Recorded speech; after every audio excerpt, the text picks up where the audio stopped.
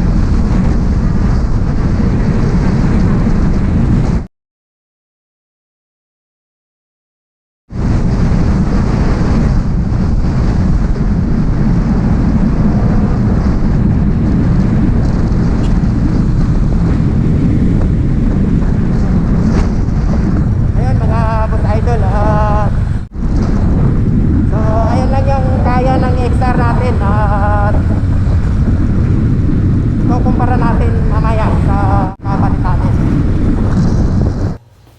Ito mga boss idol, pakinggan mo natin yung stock na tunog niya.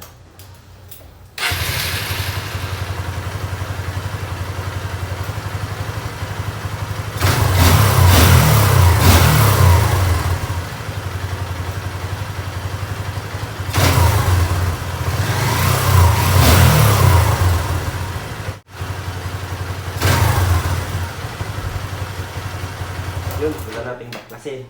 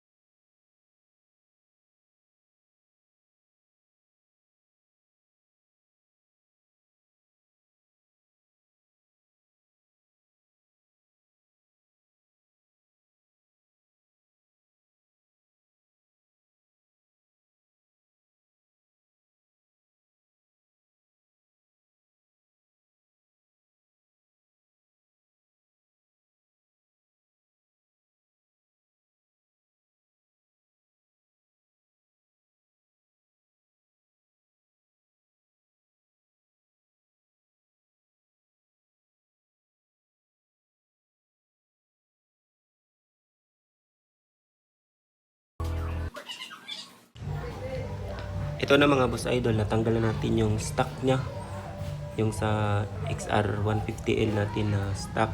Ito yung piston nya, medyo nangitim na. Siguro first time pa tong nabuksan. Kasi pangalawang owners na ako nito. Saka ito yung stock nya. Ang size yata nito is yung butas ng bore nya is 57 yata millimeter yun. Yung medyo makapal tong luma nya, yan yung size nya. Tsaka ito yung mga rings nya, tinanggal din natin. At siyempre itong lock ring nya.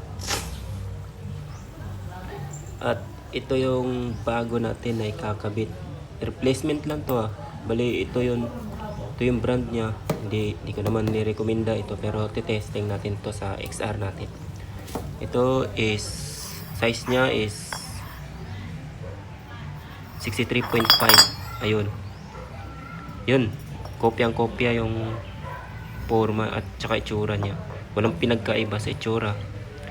Pero yung sa dati kasi medyo makapal. Tsaka yung piston nilang dalawa is i-compare natin. Siyempre medyo malaki itong bago natin. At nya.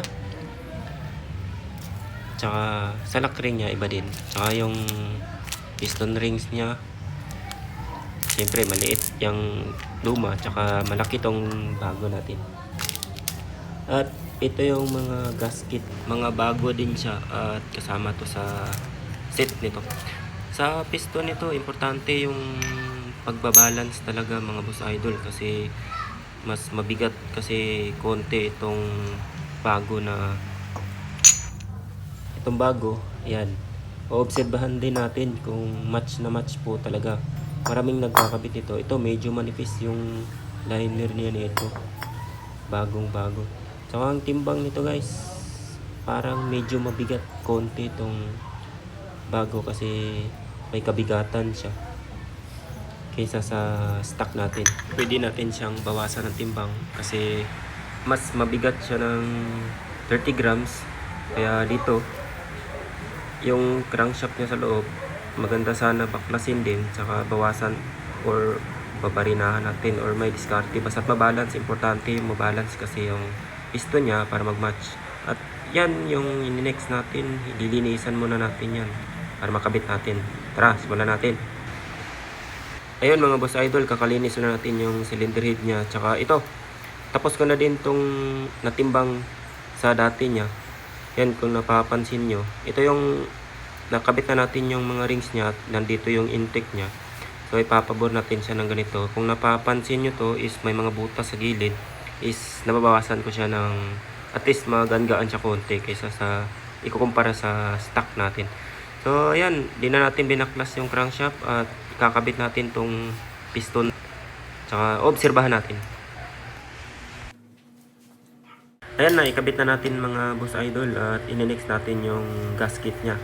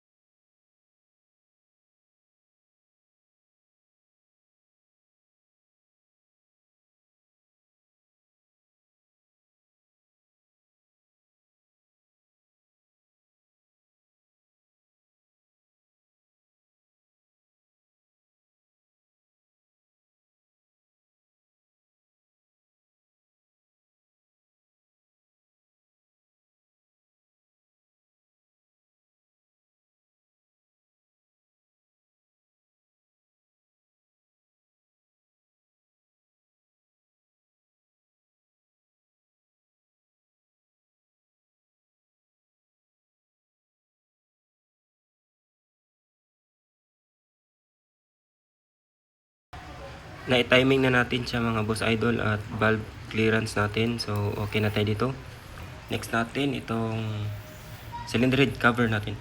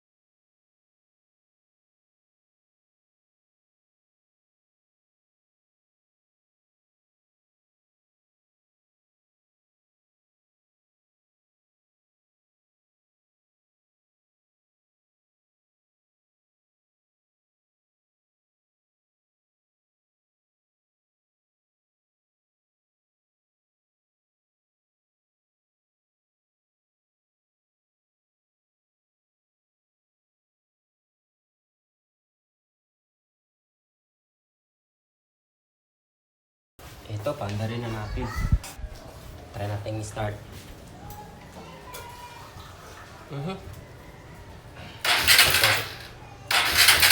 So, ito pala.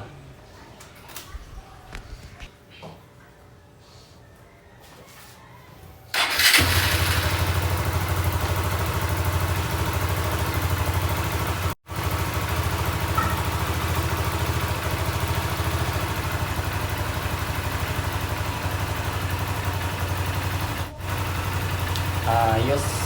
Yun, try natin.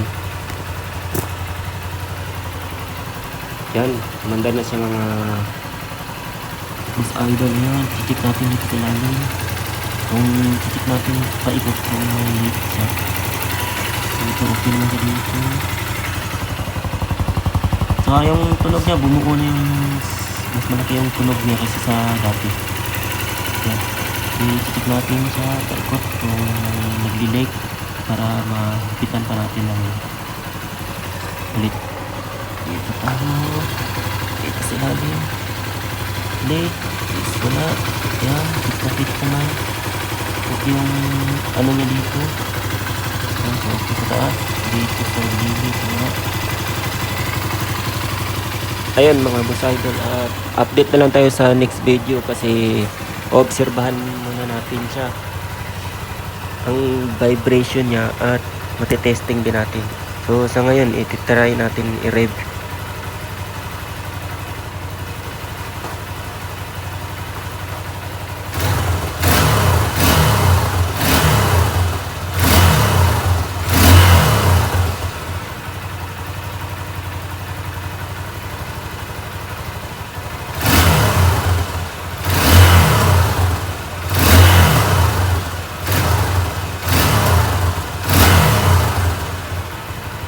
Pwede.